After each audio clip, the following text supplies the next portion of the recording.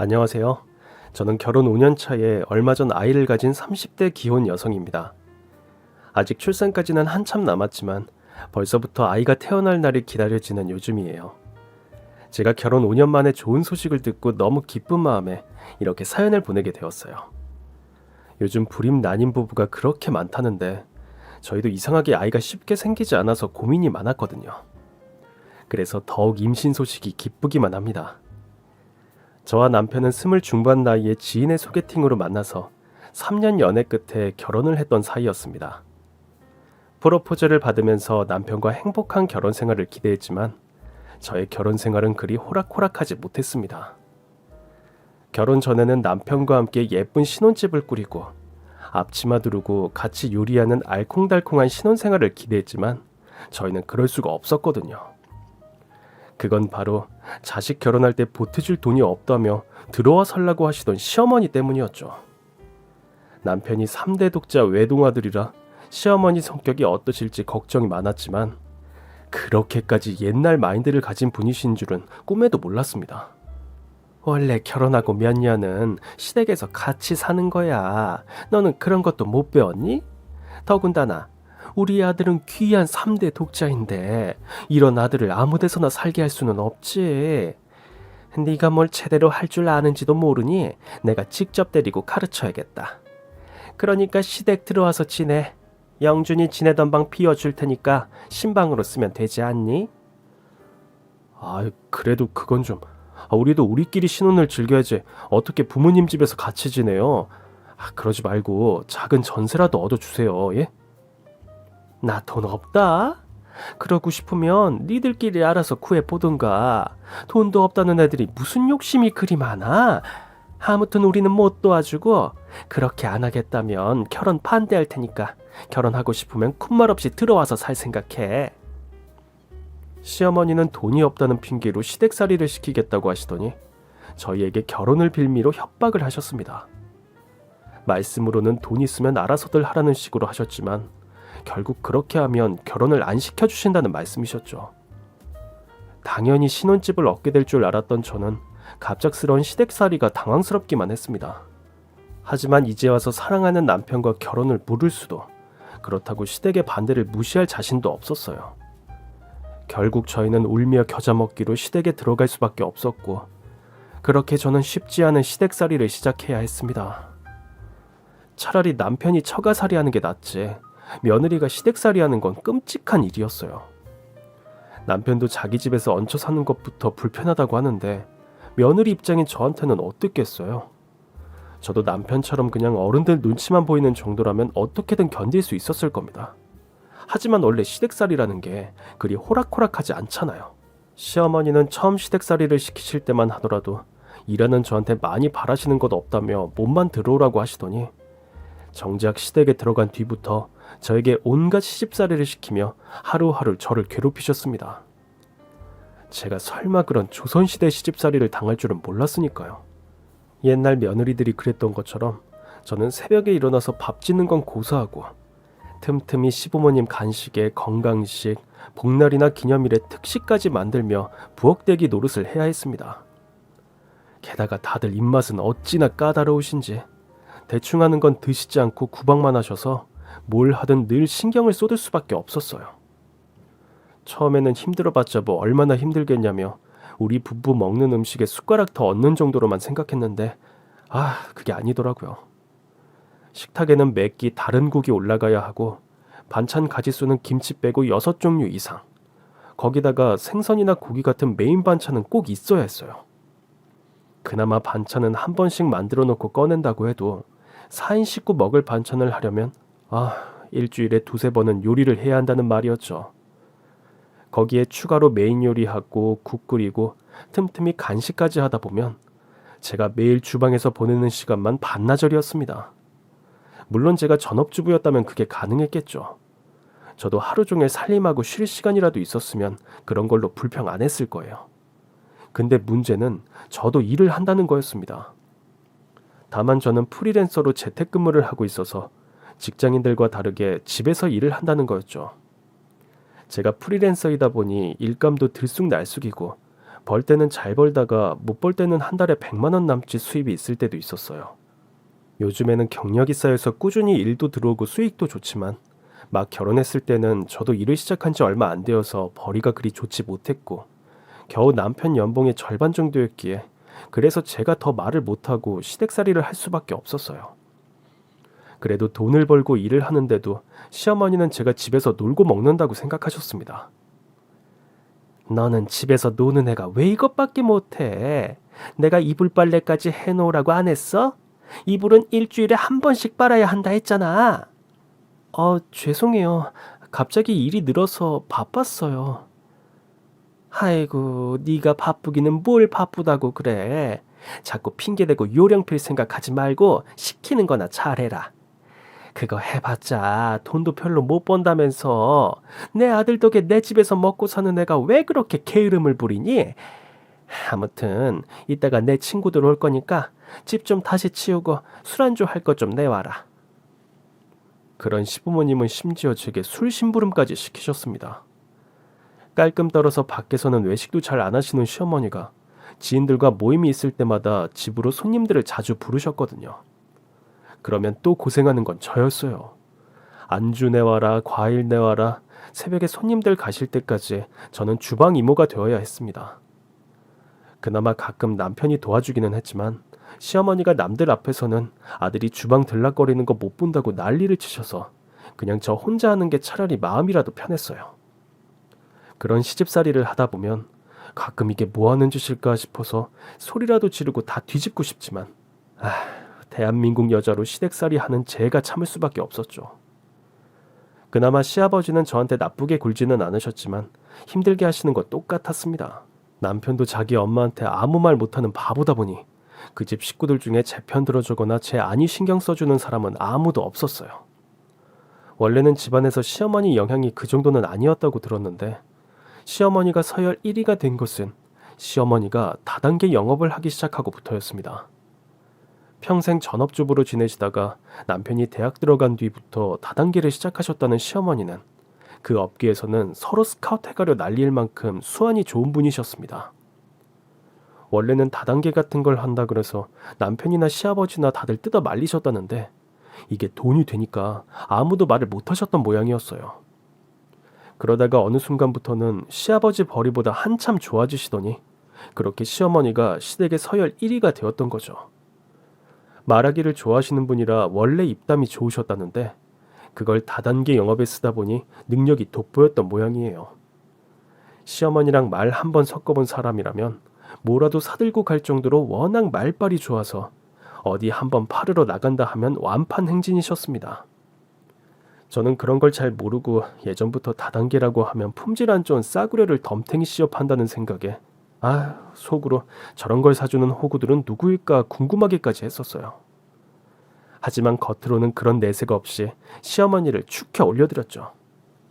그래서 이번에도 내가 판매왕이잖아.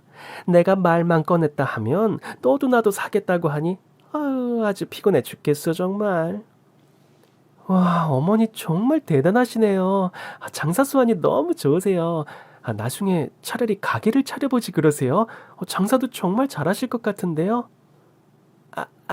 그럴까? 나도 그런 생각 해보기는 했지. 근데 뭐 자리 잡고 장사하는 게 쉽니? 직원들 관리해야지, 가게세 줘야지. 그것도 골치 아파. 지금도 쏠쏠하게 잘 벌고 있는데 뭐하러 사서 고생하니? 그러게, 너도 집에서 그런 돈도 안 되는 이상한 일이나 하지 말고 이런 거나 하지. 하긴 네가 시켜준다고 제대로 할 줄이나 알겠니? 나 정도 되니까 이렇게 하지. 그럼요. 저는 어머니 못 따라가죠. 어머니 대단하세요. 웃음이 나오지도 않는데 억지 웃음을 지으려면 얼마나 입꼬리가 아픈지. 시댁에서 살면서 시어머니 비위 맞추던 덕분에 저는 웬만한 서비스직 사람들 마음을 이해할 것 같았어요. 그렇게 매일 시집살이에 시어머니 비위 맞추며 살다 보니 제 인생이라고는 요만큼도 즐길 겨를이 없었죠. 남편이랑 데이트라도 하려고 그러면 어딜 가냐, 무슨 돈이 있어서 쓰고 다니냐, 그럴 거면 생활비나 더 보태라 아주 난리를 부리시는 탓에 강제로 절약을 해야 할 판이었어요. 그렇게 제가 시집살이하며 했던 고생들을 다 설명할 수는 없지만 절대 쉽진 않았습니다. 너무 힘들고 지쳐서 분가 얘기를 꺼낸 적도 여러 번이었어요. 사실 제가 군말 없이 시어머니의 비위 맞추며 시댁살이 했던 것도 전부 분가를 하기 위해서였죠. 하지만 말을 꺼낼 때마다 시어머니는 반대를 하셨습니다. 나가려면 그동안 먹여주고 재워준 돈 내놓고 가라. 자기 눈에 흙이 들어가면 나가라. 아들 두고 나가라. 아주 별별 난리를 다 피셔서 어느 순간 저도 더 이상 말을 꺼내지 않았었어요. 그런데 그런 시어머니가 어느 날 갑자기 먼저 분가 이야기를 꺼내시는 겁니다. 기대도 없던 와중에 먼저 얘기를 해주시니 저는 깜짝 놀랄 수밖에 없었죠. 예, 너 분가하고 싶다고 그랬지. 지금도 분가하고 싶니? 네? 분가요? 그럼요. 하고 싶은 생각은 늘 있죠. 근데 갑자기 그 얘기는 왜 하세요? 아니, 네가 매일 분가하고 싶다 노래를 부르다가 요즘 조용하길래 그새 마음이 바뀌었나 해서 물어봤어. 어머니, 혹시 저희 분가시켜 주시게요? 정말요? 시어머니 입에서 먼저 분가 얘기가 나온 게 처음이었던 탓에 저는 팔짝 뛰어오를 만큼 기뻤습니다. 그래, 이제 3년이나 고생했으니 분가할 만하지 싶어 냅다 하겠다고 하려 했죠. 그런데 그 뒤에 시어머니가 조건부를 붙이시는 거였어요. 그래, 내가 너 분가시켜줄게. 대신 네가 내 옥장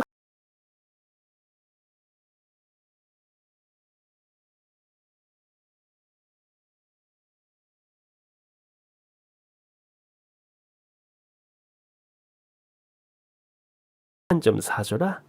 내가 요즘 감이 죽었나 영 실적이 안 나오네. 이러다가 등급 떨어지면 나 완전 고꾸라져.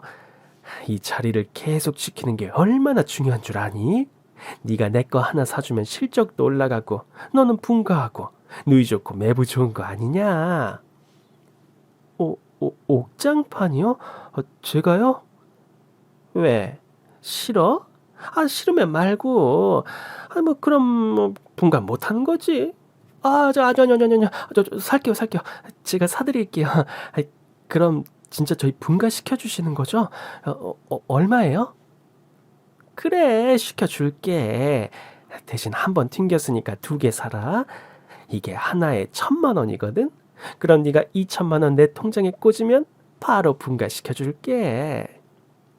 시어머니가 얼마나 사람을 잘 가지고 노시는지 저는 분가를 시켜줄 테니 옥장판을 사달라는 시어머니의 무리한 요구에 덥석 걸려들었습니다. 내 발로 시댁을 못 벗어나서 이렇게까지 해야 하나 싶었지만 시댁이랑 척지지 않고 좋게 헤어지려면 답이 없었어요. 그리고 전 시어머니 말을 믿었습니다. 아무리 억지 부리시던 시어머니라도 자기 입으로 뱉은 말은 지키실 거라 생각했거든요. 2,000만 원 주면 분가시켜주겠다는 말에 저는 그동안 열심히 모아둔 비상금을 시어머니에게 전부 드렸습니다. 돈 들어온 거 확인했다. 덕분에 이번 실적도 잘 채웠어. 고맙다. 그럼 어머니, 저희 분가는 언제쯤 할 수 있을까요? 집 알아보고 하려면 몇 달 걸릴 것 같아서요. 지금부터 알아보면 될까요? 분가? 무슨 분가? 예? 어머니가 저한테 분가시켜 주신다고 하셨잖아요. 어머, 너 그 말을 진짜 믿었니? 난 그냥 농담으로 한 말인데. 예? 그런 게 어디 있어요. 제가 2,000만 원이나 드렸잖아요. 그거 저한테 큰 돈이에요. 그런 큰 돈 받으시고 말씀을 바꾸시면 안 되죠. 갑자기 모르쇠를 하시며 말이 달라진 시어머니에게 저는 당황스러웠습니다. 제가 얼마나 어이가 없었는지 땀을 뻘뻘 흘리며 얘기를 하는데도 시어머니는 눈 하나 깜짝하지 않으셨어요. 순진하긴. 너는 그래서 안 되는 거야. 내가 그렇게 사람 조심하라 그랬는데 그 말을 홀랑 믿었어? 너 그러다가 2,000만 원이 아니라 2억도 뜯기는 거다. 네가 아직 이렇게 무른데 내가 너 걱정돼서 어떻게 내보내니. 너는 그냥 내 옆에 붙어있는 게 낫겠다. 아무튼 2,000원 고맙고 우리 앞으로 죽을 때까지 같이 살자. 그렇게 말씀하신 시어머니는 돈이라도 돌려달라는 제 말은 무시해버린 채 방으로 들어가 버리셨고 눈뜨고 코베인 저는 망연자실할 수밖에 없었습니다. 없는 돈 2천만 원을 뜯기고 시어머니에게 제대로 뒤통수를 맞은 저는 약이 오를 대로 올랐어요. 지난 3년간 남편이랑 결혼해서 제대로 신혼생활도 못 즐겨보고 시집살이 하면서 살던 저였는데 분가시켜주겠다는 말도 거짓말이라며 저를 놀리시니 이제는 저도 더 이상 못 참겠는 거죠.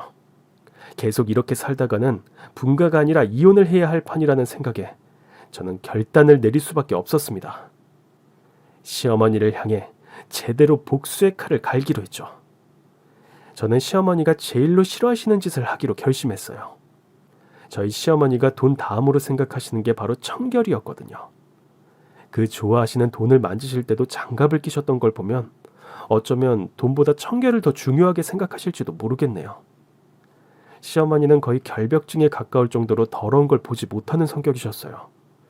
저도 원래는 한깔끔하고 깨끗한 사람이라고 생각했는데 저희 시어머니를 만나고 나서는 그 생각을 아주 접어버렸거든요. 정확히 진단을 못 받아서 그렇지 아마 시어머니는 결벽증이 맞으실 겁니다. 더럽다고 외식을 잘 하지도 않으시지만 식당을 가던 밖을 나가던 늘 소독제를 챙겨 다니시며 유난을 떠시는 탓에 가족 모두들 시어머니 성격을 모르지 않았어요. 저도 살림은 꽤 잘한다 싶어 시집살이 하면서도 욕먹을 걱정은 없다 생각했었는데 제 예상보다 시어머니의 정도가 심하신 겁니다.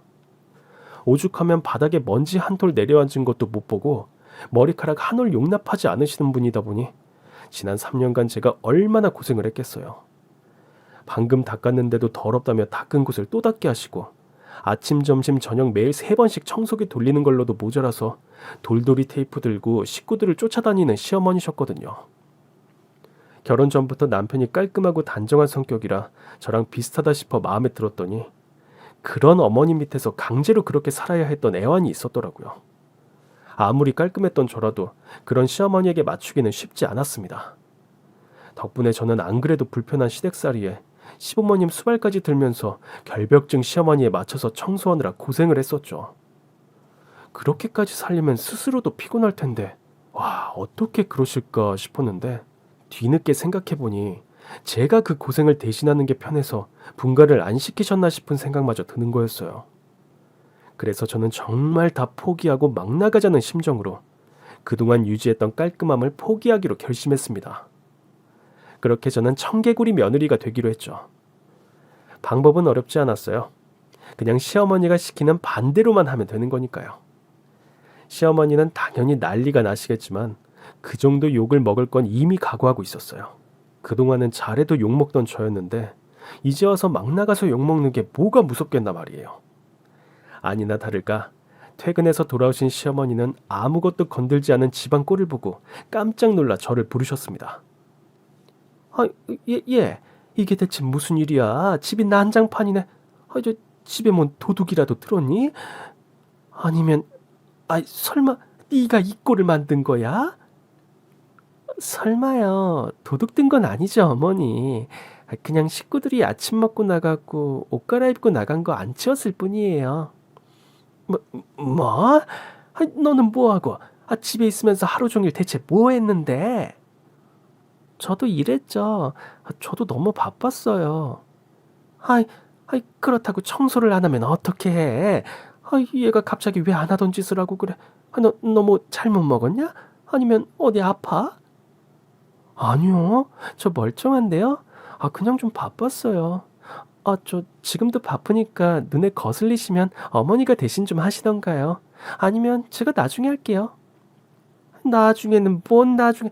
나중에 대체 언제 하려고? 지금 당장 해. 못해요. 바빠요. 나중에요. 아침에 식구들 출근하고 나간 그대로 상도 안 치우고 제가 혼자 먹은 점심도 그대로 두었더니 시어머니가 그걸 보고 놀라서 소리를 지르시는 겁니다. 당장 치우라고 난리를 피셨지만 저는 바쁘다고 하고 그냥 두었어요. 지금 바빠서 나중에 한다고까지 말씀드렸으니 저한테 시키시고 싶으시면 기다리시면 되겠죠. 그런데 저희 시어머니 성격에 그걸 두고 그냥 보실 수가 없는 분이시거든요. 그동안은 제가 시키는 대로 바로바로 했었으니 힘들여 치우실 일이 없겠지만 제가 안 하겠다고 하니 뭐 어쩌겠어요. 못 견디는 사람이 치울 수밖에요. 일부러 일하는 척하고 계속 방에 들어앉아 있었더니 밖에서 제 욕을 하시던 어머니가 결국 움직이시는 소리가 들렸습니다. 하루 동안 그대로 둔 물건들이 많이 찝찝하셨는지 한참 청소를 하시다가는 소독약까지 뿌리시더라고요.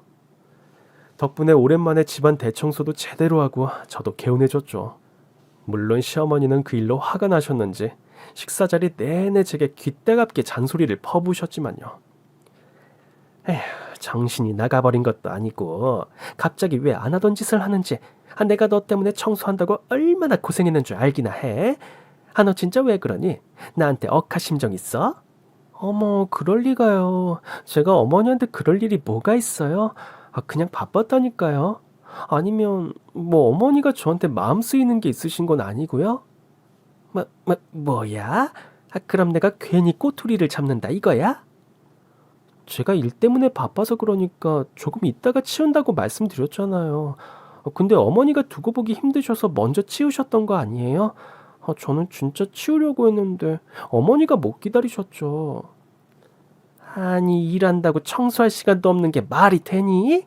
여자가 살림을 하면 할 건 하고 해야지. 일이 전부야? 일이 급한데 저라고 어쩌겠어요? 남편 혼자 돈 벌어오게 안 하려면 저도 열심히 일해야죠. 아니면 저 그냥 일 다 그만두고 남편한테 빌부터 살까요? 저야 뭐 그게 낫긴 하죠. 어머니한테 욕 먹어도 눈칫밥 잠깐 먹으면 돈도 안 벌어도 되고 만사가 행복하겠네요. 어머머머머, 이게 진짜 말하는 것 좀 봐. 그래서 너 지금 돈 번다고 유세 떠니? 응? 유세 떨어. 아이, 엄마도 진짜 그만 좀 해. 은주 말대로 일하느라 바쁜데 어떻게 해? 아니면 진짜 나 혼자 돈 벌어올까? 그래. 밥 먹는데 자꾸 큰 소리 내게 하지 말자. 다들 바쁜데 청소도 좀 못할 수도 있지. 왜 그래? 새아가가 그동안 매일 놀았던 것도 아니고 한 번 가지고 너무하네. 당신도 그만하고 제발 밥이나 좀 먹자. 다행히 일 핑계를 댔더니 남편과 시아버지가 제 편을 들어주어 그런지 시어머니도 더 이상 말씀을 하지 못하셨습니다. 덕분에 그날은 무사히 넘어갔지만 앞으로 계속 이렇게 하다 보면 언제 무슨 일이 일어날지는 저도 알 수 없었어요. 하지만 그렇다고 해서 제 의지가 가벼웠던 건 아니었습니다. 이미 시작하기로 마음먹은 이상 저는 끝을 볼 생각이었거든요. 그동안 제가 혼자 고생한 게 얼만데 설마 그깟 청소 좀 안 한 걸로는 시작에 불과할 뿐이었죠. 다른 식구들은 전부 밖에서 일하고 저 혼자 재택근무를 한다는 게 얼마나 다행이었는지 몰라요. 그동안은 그런 이유로 저 혼자 집안 살림 다 하고 고생만 했는데 반대로 생각해보면 남들이 밖에서 고생하고 출퇴근할 동안 저 혼자 집에서 마음대로 놀고 먹을 수 있다는 말이었죠. 그동안 제가 시댁살이 하면서 한 번도 마음 편히 지내본 적이 없었는데 그때는 마음을 내려놓아서 그런지 아무 걱정 없이 마음이 편했습니다. 계속 이런 식으로 하다 보면 차라리 이혼당하거나 분가하거나 어찌됐든 쫓겨날 각오를 하고 있으니 뭐든 거리낄 게 없었거든요. 그래서 저는 다음날 먹고 싶었던 과자를 잔뜩 사왔습니다. 그리고 밥도 안 먹고 거실 소파에 누워 과자를 먹기 시작했어요. 제가 원래 군것질을 좋아하는 편인데 지난 3년 동안 집 안에서 과자 한 봉지 마음 놓고 뜯지 못했거든요. 어머니가 청결 문제로 싫어하시는 음식 중 하나가 바로 과자였습니다. 과자 먹으면 가루 떨어지고 찐덕찐덕 묻는다며 엄청 싫어하셨어요. 남편 기르실 때도 과자는 절대 못 먹게 하셔서 오죽하면 남편이 지금도 과자는 입에 잘 대지 않았죠. 저는 어려서부터 곧잘 먹고 좋아했지만 가끔씩 시부모님이 여행을 가시거나 집을 길게 비우시는 날이 아니라면 먹을 수가 없었어요. 그랬던 제가 거실 소파에 누워 과자를 먹는다는 건 시어머니에게 어디 한번 해보자는 선전포고나 다름없는 일이라고 생각했어요. 가끔 봉지 뜯는 소리만 들려도 쫓아나오시는 시어머니셨으니까요. 아니나 다를까 퇴근이 이른 시어머니가 일찍 들어오셨고 시어머니는 제가 소파에 누워 과자 부스러기를 흘리고 있는 모습을 목격하셨습니다. 3년 만에 처음 보는 광경이 도저히 믿기지 않으셨는지 처음에는 너무 놀라셔서 저를 뚫어져라 보고만 계시더라고요. 어머, 어머니 퇴근하셨어요? 오늘은 일찍 오셨네요. 저는 청소해놓고 좀 쉬고 있었어요. 너, 너 지금 뭐하냐? 못 들으셨어요? 할 거 다 하고 쉬고 있어요. 아니 그게 아니라 너 지금 내 소파에서 뭘 먹고 있는 거야? 그 소파의 하얀 가루들은 뭐니? 아, 제가 과자가 땡겨서요. 오랜만에 먹었더니 엄청 맛있네요. 저는 이상하게 왜 이런 게 좋은가 몰라요. 어, 어머니도 좀 드실래요? 저는 실실거리며 대꾸를 하다가 과자를 먹던 손을 보란 듯이 소파에 쓱 닦았습니다. 선명한 기름 자국이 어머니가 아끼시는 가죽 소파에 묻었고 그 꼴을 허망하게 바라보시던 시어머니는 결국 소리를 지르셨죠. 이게 뭐 하는 짓이야? 어디 손을 닦고 있어? 당장 안 일어나? 어디 다 큰 여자가 소파에 누워서 과자를 까먹고 있어? 너 내가 과자 부스러기 얼마나 싫어하는지 몰라서 그래? 먹으려면 나가서 먹던가. 왜 내 소파에서 그러고 있어? 아유, 아유, 거기 기름 얼룩이랑 가루들. 아이고, 다 어쩔 거야. 소파야 닦으면 그만이죠. 이게 뭐라고 그렇게까지 화를 내세요. 다 먹고 제가 치울게요. 다 먹기는 뭘 먹어. 아니 얘가 진짜 요즘 왜 이래? 너 얼른 손 털고 소파부터 닦아. 네네, 좀 이따 닦을게요. 시어머니는 귀따갑게 소리를 지르셨지만 저는 아랑곳하지 않고 꿋꿋이 과자를 먹으며 핸드폰을 하고 있었습니다. 누워서 뒹굴거리며 과자를 집어먹는 꼴이 딱 미운 백수딸 모습으로 보였을 거예요. 그런 꼬락서니는 친정엄마가 보셨어도 극혐하셨을 텐데 안 그래도 며느리 미운 시어머니라면 그 꼴이 어떠셨겠어요.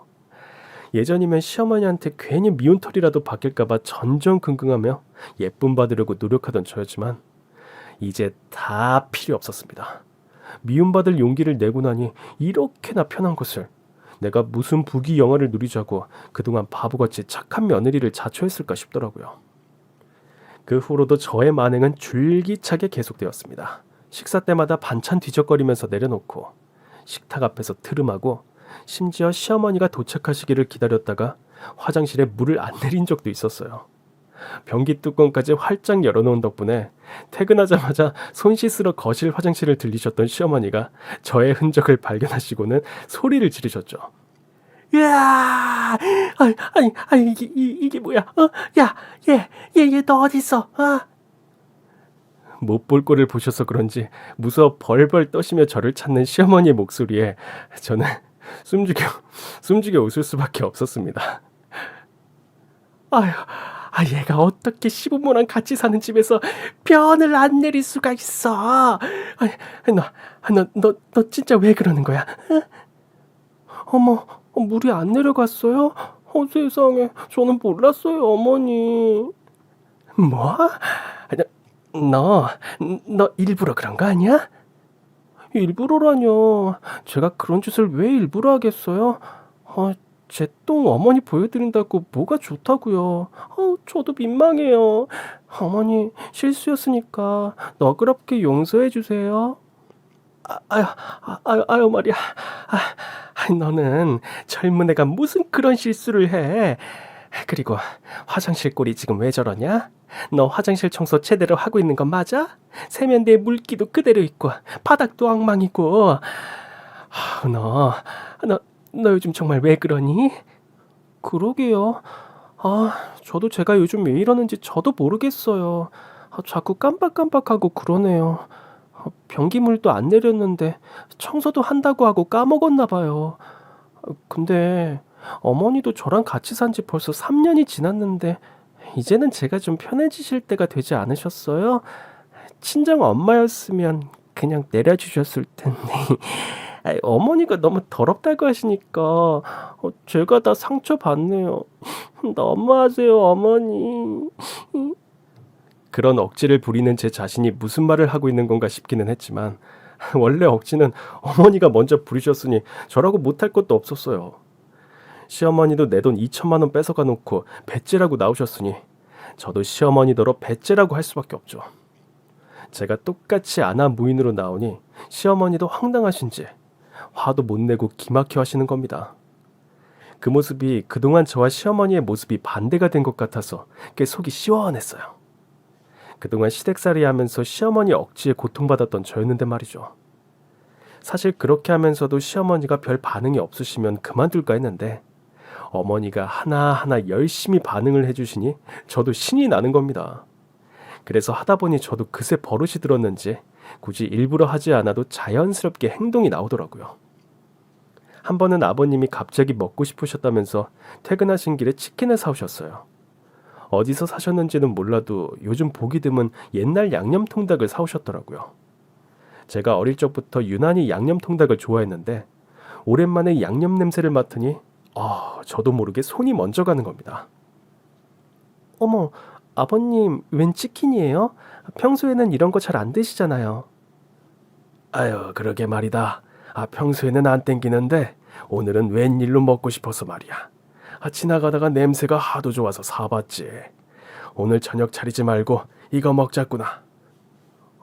너무 맛있겠다. 얼른 먹어요, 아버님. 아버님, 저희 거실에서 다 같이 앉아서 먹어요. 옛날 기분도 낼 겸. 어때요? 그래? 너 좋은 대로 해라. 순간 거실에 밥상을 펴는 저를 보고 시어머니 눈썹이 꿈틀하는 게 보였지만 저는 개의치 않고 상을 차렸습니다. 오늘만큼은 식기도 없이 다들 손으로 닭을 짚고 드시라고 포크도 챙기지 않았죠. 그리고 저는 양손에 장갑도 끼지 않고 양념통닭을 열심히 먹기 시작했어요. 이미 먹으면서 밥상에 양념을 떨어뜨리는 건 예사였고 시어머니가 그걸 보고 밥맛이 떨어지시는지 닭을 조용히 내려놓는 게 보이셨습니다.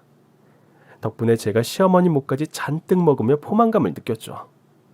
그리고 활용 점정으로 저는 양념이 묻은 손을 카페트에 쓱 닦아버렸어요. 너 지금 뭐 하는 거야? 손을 왜 거기다 닦아? 어머, 나 좀 봐. 왜 그랬지? 죄송해요. 저도 모르겠구만. 이제 화장실 가서 손 닦고 와, 여보. 엄마 그런 거 싫어하시는 거 알잖아. 알았어. 죄송해요, 어머니. 실수였어요, 실수.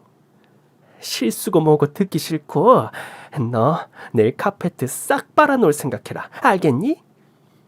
원래 더러운 건 잘 못 보던 성격인 저도 그렇게 살다 보니 생각보다 편하더라고요. 아무 걱정 없이 자연인처럼 사는 기분이라고 해야 할까요? 아니면 시어머니의 구겨지고 당황스러운 모습을 보는 게 더 즐거웠을지 모르겠지만 매일매일 그런 식으로 시어머니 속을 뒤집다 보니 그동안 뒤집혔던 제 속이 편안해지는 기분이었어요. 그날은 시아버지 덕분에 맛있게 치킨을 먹었으니 다음날은 제가 보답을 해드려야겠다 싶었습니다. 그렇게 다음날 다 같이 식사를 하는데 순간 국을 한술 뜨신 시아버지가 눈을 찌푸리시는 게 보였어요. 그 반응에 시어머니가 서둘러 국을 뜨시더니 숟가락을 탁 내려놓으시더라고요. 이거 국이 왜 이래 이거. 이거 소태 아니냐? 너는 이걸 먹으라고 내온 거야? 이렇게 짠 국을 누가 먹어? 국이요? 국이 짜세요? 이상하다. 저는 괜찮은데. 짜시면 물 타드세요. 대체 국에 무슨 짓을 한 거야? 이건 물 타도 못 먹어. 국은 절로 치워버려. 반찬은 뭐 제대로 한 거니? 이건 왜 이리 타고? 이건 왜 이리 설있고? 어머. 이 세상에 이거 반찬들도 맛이 죄다 이상하네. 너 뭐야? 대체 음식에 무슨 짓을 한 거야? 이건 너무 달고, 저건 너무 짜, 여보. 나는 잘 모르겠는데. 맛만 있는데 다들 왜 그러시지? 이제 당신은 괜찮아? 맛이 너무 이상한데. 여보 혹시 어디 아픈 거 아니야? 갑자기 왜 그래? 너 진짜 이럴 거야? 일부러 이러는 게 뻔히 보이는데 어디서 억지를 부리고 있어? 네 입에는 이게 맛있다는 거냐? 달고 시고 짜고 아주 사람 먹지를 못하게 해놨는데 어디서 맛있다는 거짓말을 하고 있어? 말 나온 김에 솔직하게 말해봐라. 너 일부러 이러는 거지? 여태 잘하던 애가 갑자기 이상해지면 그건 일부러 그러는 거잖아. 어머니 왜 그렇게 섭섭하게 말씀하세요? 제가 왜 일부러 그런다고 생각하세요? 저도 제가 왜 이러는지 모르겠지만 아무래도 정신에 문제가 있나 싶네요. 왜 사람이 너무 큰 충격을 받다 보면 정신이 가물가물하다 그러잖아요. 저도 그래서 그런 걸까요? 뭐? 정신적 충격을 받아? 네가 무슨 문제가 있는데 내 집에서 마음 편히 남편이 벌어놓은 돈 쓰고 살면서 네가 뭐가 걱정이 있어서 그래? 그러니까요. 남편이 벌어오는 돈으로 생활비 쓰는 제가 2천만 원이 어디서 났다고 어머니 옥장판을 사드렸겠어요. 그만큼 그 2천만 원이 저한테는 워낙 큰 돈이라서요. 어머니가 그 돈 가져가시고 약속대로 분가 안 시켜주셔서 그런지 아마 그 충격 때문에 일시적인 후유증이 아닐까요? 참, 나 참 기가 막혀서. 너 그걸 지금 말이라고 하는 거야? 어머니 소리 좀 지르지 마세요. 자꾸 그러시니까 더 스트레스 받네요. 그러고 보니까 꼭 돈 때문은 아닌 것 같기도 해요. 안 그래도 그 옥장판 어디 팔아보기라도 하려니까 아무도 안 산다더라고요. 남들은 저더러 눈탱이 맞았다면서 누구한테 당했냐 그러는데 제가 시어머니한테 당한 걸 말할 수도 없고 그래서 더 미치겠어요. 어디 말도 못하고 벙어리 냉가슴 앓는 게 이런 건가 봐요. 거기다가 그동안 쌓인 시집살이 스트레스도 무시는 못하죠. 제가 말은 못했지만 시댁살이가 편하지는 못했거든요. 애초에 어머니가 저한테 이렇게 화를 내시는데 제가 어떻게 편하게 살겠어요? 아무튼 정신 제대로 돌아오려면 안정이 필요하니까 어머니도 이해 좀 해주세요. 자꾸 화내시면 제가 빨리 좋아지겠어요? 그래. 그동안 세아가 고생 많이 한 것도 알고 다 알겠으니까 앞으로는 서로 조심 좀 하고 혹시 모르니까 그 병원에라도 좀 가보던가 해라. 그래, 당신이 그 정도로 힘들면 병원 가보자. 요즘 당신 하는 거 보면 확실히 이상하기는 하잖아. 우리가 그런 곳에 쓸 돈이 어디 있어. 하긴 그 2천만 원만 있었더라면 병원 가볼 수도 있었을 텐데. 내가 그 2천만 원이 없어서 아무것도 못하네. 저거 연기하는 것 좀 봐. 나 참 기막혀 진짜. 시어머니는 뻔뻔한 저의 연기에 뒷목 잡고 뒤집어지려 하셨지만 정작 본인이 저한테 하신 게 있기에 속 시원히 말씀을 하지는 못하셨어요. 자기가 생각해도 2천이 큰 돈이라는 건 아실 테니 말이죠. 시아버지도 그동안 은근히 시어머니 편만 드시더니 제가 하는 말에 당황하기는 마찬가지셨습니다. 제 눈에는 두 분이 비슷하신데도 시어머니랑 똑같이 되고 싶지는 않으셨는지 이제 와서 괜히 시어머니에게 타박을 하시더라고요. 그러게 당신은 무슨 실적 때문에 애들 돈까지 뜯어가. 그리고 분가시켜준다 했으면 약속을 지켜야지. 당신도 할 말 없어. 시아버지까지 제 편을 들어주셨으니 이제 곧 어머니 쪽에서 반응이 오진 않을까 생각했는데 예상과 달리 시어머니는 정말 만만치 않으셨습니다. 그런 미친 짓을 3달 정도 하려니 제가 더 미칠 것 같은데도 시어머니는 생각보다 잘 견디시더라고요. 더러운 제 꼴도 점점 잘 참는 게 보일 정도라 이러다가는 제가 본의 아니게 시어머니 결벽증을 고치는 게 아닌가 싶은 거였죠. 그래서 이번에는 시어머니가 중요하게 생각하시는 다른 것을 공략하기로 했습니다. 바로 돈이었죠. 공짜라면 양잿물도 마시고 돈이라면 바닷물에도 뛰어드실 분이 저희 어머니셨는데 그런 어머니 앞에서 생활비를 펑펑 쓰면 무슨 말씀을 하실지 궁금해졌습니다. 그래서 그때부터 저는 과소비를 시작하게 되었습니다. 홈쇼핑에서 싸게 판다고 몇십 개씩 묶음 번들을 사고 집에 있는 줄 몰랐다고 괜히 필요 없는 물건들을 사들이기 시작했어요. 그래봤자 다들 잔잔바리 소비라 큰 돈은 아니었지만 10원 한 장 아끼시는 시어머니에게는 어마어마한 사치였을 겁니다. 어느 날부터 택배가 매일같이 들이닥치고 집안 여기저기 물건이 쌓이기 시작했어요. 그리고 그걸 눈치 빠른 시어머니가 모르지 않으셨죠. 아니, 이게 뭐냐? 이거 네가 산 거야? 그런가? 모르겠는데요. 거기 제 이름 적혀 있으면 제가 샀겠죠? 뭐라고? 아니, 너는 네가 뭘 샀는지도 몰라? 요즘 쇼핑을 많이 해서 그런지 뭐가 뭔지 저도 헷갈리네요. 이러다 설마 배송 안 왔는데 모르는 거 아닌가 몰라? 뭐? 쇼핑을 많이 해? 너 이것 말고도 산 게 더 있다는 거야? 그거 다 어디 있는데? 그제서야 뭔가 낌새를 챈 시어머니는 집안 여기저기를 뒤지며 제가 숨겨둔 물건들을 찾기 시작하셨습니다. 주방 다용도실부터 시어머니가 다단계 상품 창고로 쓰는 작은 방까지 어머니는 제가 몰래 짱박아둔 물건들을 죄다 꺼내시고는 경악을 금치 못하셨어요. 아니, 이게 다 뭐야? 너 이거 언제 산 거야? 이건 집에 있는 건데 왜 또 샀어? 헉, 집에 있었어요? 몰라요. 그냥 좋아 보여서 샀어요. 네가 무슨 돈이 있다고 이 많은 걸 다 샀어? 전에 아버님이 주신 카드로 샀죠. 급할 때 쓰라고 주셨는데 거기서 좀 썼어요. 너 미쳤니? 급할 때 비상으로 쓰라고 준 카드를 이딴 물건 사는데 썼다는 말이야? 이거 당장 환불해. 어머, 못하죠. 이미 포장 다 뜯었는데 그냥 쓸 수밖에 없어요, 어머니. 필요도 없는 물건 누구더러 쓰라고? 그럼 저는 필요해서 옥장판 샀나요? 그냥 살다 보면 그런 일도 있는 거죠. 언젠가는 쓸 일이 있지 않겠어요? 아니면 어머니가 팔아오시던가요. 어머니 수완 좋으시잖아요. 어머니 능력이면 한 20배로 팔 수도 있지 않으시겠어요? 뭐야? 이게 끝까지 시애미를 놀리고 있어.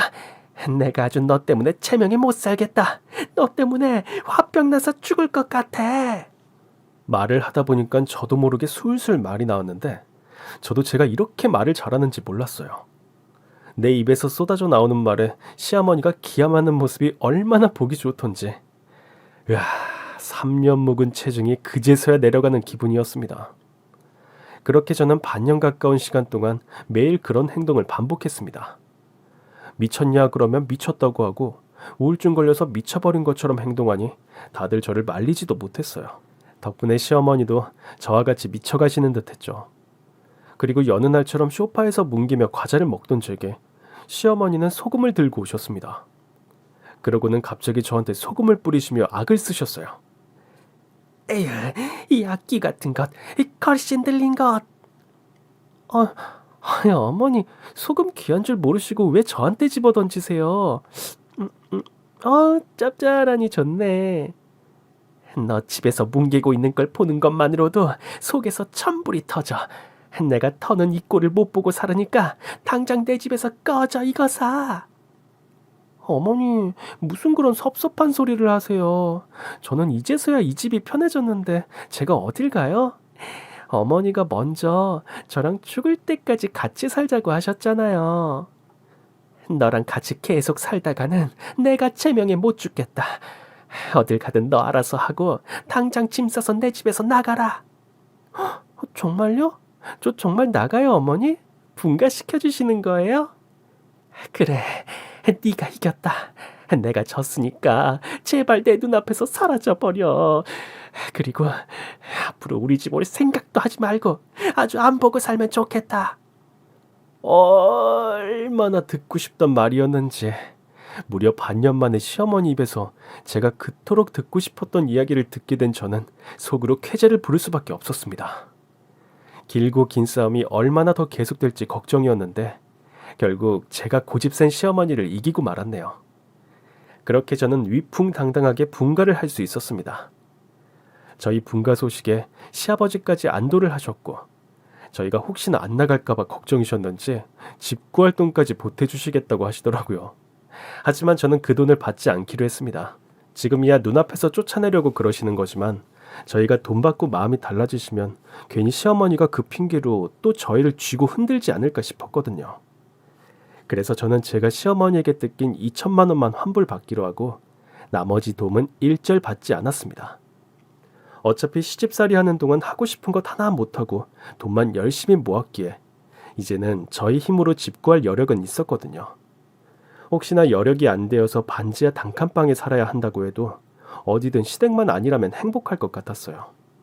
그렇게 저희 부부는 집을 얻어 분가를 하게 되었고 그제서야 제대로 된 신혼을 즐길 수 있었죠.